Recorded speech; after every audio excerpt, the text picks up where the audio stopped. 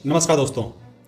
क्या हो अगर आपको पुलिस के किसी बड़े अधिकारी का कॉल आए, ऑडियो कॉल आए या वीडियो कॉल आए और आपको ऐसा बताया जाए कि आपके ऊपर ये कुछ फला फला फला धाराएं लगी लगी है, आपके घर पे आधे घंटे में पुलिस पहुंचने वाली है, आप गिरफ्तार होने वाले हैं, आप जेल जाने वाले हैं, या आपके मोबाइल नंबर, आपका आधार नंबर और आपके सारे बैंक खाते फ्रीज कर दिए जाएंगे थोड़े ही दिनों में, तो क्या हो आपके साथ?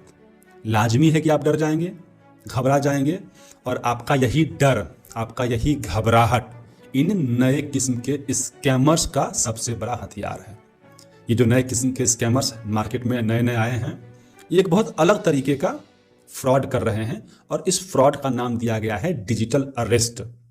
और ये जो नया तरह का फ्रॉड है, जो डिजिटल अरेस्ट है, ये इतना खतरनाक है, इतनी सफाई से ये लोग स्कैमर्स इस फ्रॉड को कर रहे हैं कि पिछले कुछ ही महीनों में भारत से भारतीयों के करोड़ों रुपए लूट लिए गए हैं।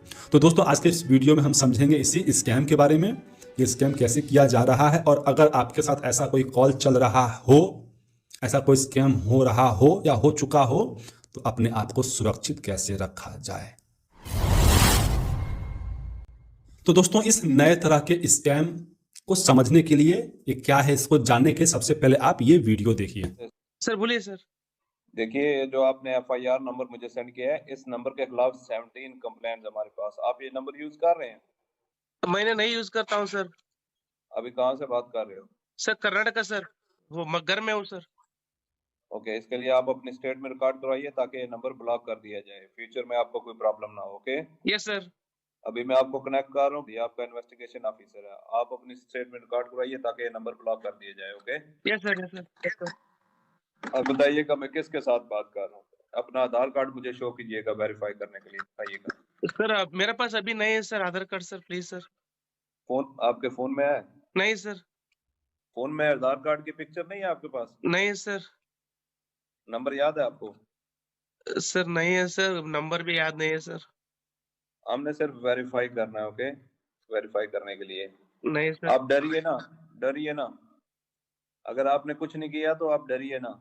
हाँ सर, हाँ सर। अगर आपके पास आधार कार्ड है तो मुझे दिखा दीजिए वेरीफाई करने के नहीं लिए। सर, नहीं सर, मैं गांव को आया था सर, घर में है सर। Okay, coming. जय हिंद। इस व्यक्ति के वन साइड वीडियो का रिकॉर्ड करो as per the protocol. Okay, तो दोस्तों, इस वीडियो को देखने के बाद अब आपको भी समझ में आ गया होगा कि ये स्कैम कितना खतरनाक है, कितना घातक है, कि हमारे देश के प्रधानमंत्री को स्वयं आपके समक्ष आ करके इस मुद्दे पर बात करनी पड़ी। एक गहरी चिंता को लेकर के ऑडियो आया है। आपने अभी जो बातचीत सुनी वो डिजिटल अरेस्ट के फरेब की है। ये बातचीत एक पीड़ित और फ्रॉड करने वाले के बीच हुई है। डिजिटल अरेस्ट के फ्रॉड में फोन करने वाले कभी पुलिस, कभी सीबीआई, कभी नारकोटिक्स, कभी आरबीआई, ऐसे भांति भांति के लेबल लगाकर बनावटी अधिकारी बनकर बात करते हैं। और दोस्तों, सोचने वाली बात यह है कि आखिर ये स्कैमर ये स्कैम इतनी सफाई से करते कैसे हैं, आखिर उनका हथियार है क्या? तो दोस्तों, आप सबको जानकर हैरानी होगी कि उनका 3 मुख्य हथियार है। तो उनका जो पहला सबसे घातक हथियार है वो है आपका पर्सनल इंफॉर्मेशन। जी हाँ, आपके बारे में वो लगभग सारी जानकारी जुटा के बैठे हैं। आपके घर में कौन कौन है, कौन कहाँ काम करता है, कौन कहाँ पढ़ता है, आप पिछले महीने कहाँ घूमने गए थे, किसकी शादी अटेंड करने गए थे, सारी चीज़ें। और ये जानकारी वो इतने कॉन्फिडेंटली आपको बोलते हैं, आपको भी यकीन आने लग जाता है कि हाँ, ये किसी बड़े अधिकारी का ही कॉल है, वरना छोटा मोटा अधिकारी कैसे ही आपके बारे में इतनी बात जान पाएंगे। तो आपका इन्फॉर्मेशन उनका सबसे बड़ा हथियार है। दूसरा सबसे बड़ा हथियार है आपका डर। वो आपके ऊपर ना बड़े भारी भारी बड़े बड़े अधिकारियों की बात करेंगे कि हम सीबीआई से बोल रहे हैं, हम एनसीबी से बोल रहे हैं, हम नारकोटिक्स ब्यूरो से बोल रहे हैं, हम पुलिस के बड़े अधिकारी से बोल रहे हैं। ऐसे अलग अलग तरह के बड़े बड़े अधिकारियों का नाम लेंगे। उसके बाद उनका दूसरा चीज़ है कि वो बड़े बड़े धाराएं आपके सामने फेंकेंगे, जैसे बड़े बड़े प्रॉब्लम्स में आपको संलिप्त करेंगे। जैसे कि कुछ मनी लॉन्ड्रिंग का केस हुआ है, उसमें आप फंसे हैं। मनी लॉन्ड्रिंग मतलब अवैध रूप से पैसों की लेन देन की गई है आपके खाते से, तो आपके ऊपर केस हुआ है। या बोलेंगे कि ऐसा कुछ बड़ा ट्रांजैक्शन हुआ है, इसमें आपका मोबाइल नंबर का इस्तेमाल है, हो सकता है आपका डायरेक्ट मोबाइल नंबर ना हो, लेकिन आपके आधार नंबर से कोई और मोबाइल नंबर इशू किया गया है, वो आपके नाम पे रजिस्टर्ड है, तो आपके ऊपर FIR हो गया है। या कई बार वो ये बोलेंगे कि आपके घर पे कोई पार्सल आ रहा था, उस पार्सल में कुछ अवैध चीज़ें, ड्रग्स, हीरोइन, ऐसी चीज़ें पाई गई हैं, तो ये केस, तो ऐसे भारी भारी केस, भारी भारी धाराएं लगा करके आपको डराते हैं, इतना डर का माहौल क्रिएट करते हैं कि हम अपने आप उनके चंगुल में जाकर फंस जाते हैं। दोस्तों, उनका जो तीसरा सबसे बड़ा हथियार है वो है समय। हमेशा वो आपके सामने समय की स्कैरसिटी बताएंगे। जैसे आप आधे घंटे में पैसे जमा करें, आप ऑनलाइन पैसे जमा करें, वो कॉल करके आपको फंसा के रखेंगे। सबसे पहली तो बात है, बोलेंगे कि आप कॉल काट नहीं सकते हैं, वरना आपके ऊपर नॉन अवेलेबल वारंट होगा, आप पूरे जीवन कारावास में रहेंगे, आपके घर परिवार भी कारावास में रहेंगे, जेल में रहेंगे। तो आप इस कॉल को डिस्कनेक्ट नहीं कर पाते हैं, क्योंकि जो सेटअप है ना, वो पूरा सेटअप जो है प्रॉपर किसी न किसी सरकारी ऑफिस का ही लगता है। तो आप डर करके आप कॉल काटते नहीं हैं। उसके बाद एक और चीज़ जो नोटिस की गई है इस ऐसे फ्रॉड में, हमेशा ना वो जगह का भी अभाव होगा, दूरी होगा। जैसे आपके बारे में वो सब कुछ जानते हैं, आप अगर पटना के रहने वाले हो तो कॉल पटना या उसके आसपास की जगह से नहीं, कॉल आएगा बंबई से। आप अगर बंबई में रह रहे हैं तो आपको हो सकता है कॉल आ जाए चंडीगढ़ से। आप अगर चंडीगढ़ में रहने वाले हैं, आपको हो सकता है कॉल चेन्नई से आ जाए। आप चेन्नई के रहने वाले हैं तो कॉल हो सकता है पटना से आए। तो ऐसे वो अलग अलग जगहों के नाम बताते हैं, ताकि आप, एक ही मकसद है कि आप जल्द से जल्द उस थाने में जाके अपने इस केस के बारे में वेरिफिकेशन ना कर सकें, आपको समय ना मिले और आप उनके चंगुल में फंस करके उनकी बात, उनके डिमांड पूरे करने लग जाते हैं। एक अभी हालिया एक केस हुआ था जिसके बारे में बात करनी बहुत जरूरी है। एक ओल्ड लेडी, स्कूल की टीचर, उनको कॉल आता है कि आपकी बेटी किसी होटल में कुछ अवैध काम करती हुई पकड़ी गई है, उसका वीडियो है, आप चाहते हैं कि आप उसका वीडियो लीक ना हो, तो आप मुझे इतने पैसे, 1 लाख रुपए इस खाते में ट्रांसफ़र करें। किसी भी माँ के लिए ये बात सुननी, आई थिंक कि आप और हम समझ ही सकते हैं कितनी दुखद घटना है। That old lady could not accept this, और उनका हार्ट अटैक होता है, सी जस्ट पास्ट अवे, उनका देहांत हो जाता है। सोचिए ऐसी चीज़ें हो रही है।